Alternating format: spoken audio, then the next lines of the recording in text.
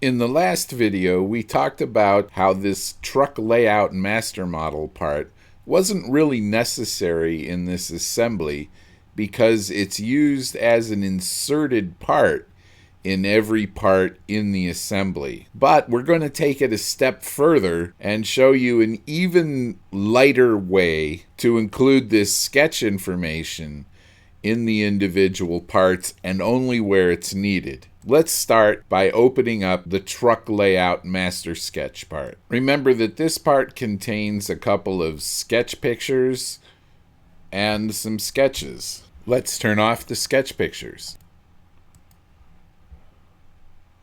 The sketches that we're most interested in are the wheels, the dumper, and the frame.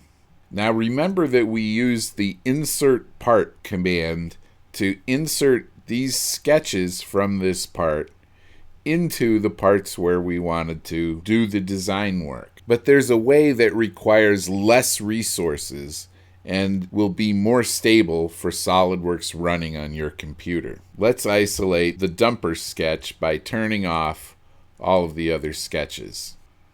All we want to do is to take this sketch information and put it in another part. But we want to do it associatively so that if there's a change made here, the change will propagate through to the 3D geometry. So if we open up the sketch, Windows select everything, we can make a block from this information. Click on OK. Now we can activate the blocks toolbar and save the sketch as a block. I'll just put this here in my folder, calling it dumper. Now if I get out of the part and I start a new part, I can insert a block and we'll put it on the right plane. We'll browse to find that block, and that was in the documents folder called dumper, and click the green check. And there's the sketch block. This comes in as a single entity, so the entire thing will pivot around the origin where it was inserted.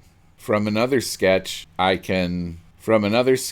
I open one on the right plane, a new sketch, I can select whatever entities I want or select a loop and use the convert entities to copy entities from the block into the sketch to make a new solid feature. And when I create the feature, it doesn't have an external reference, although the block is kind of a hidden external reference.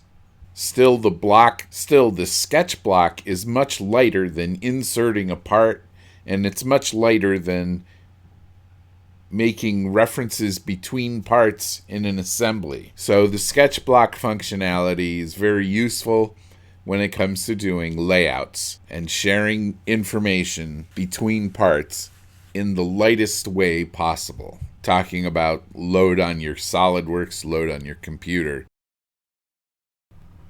From here, we just select the block and use convert entities, and then remove the parts that we don't need.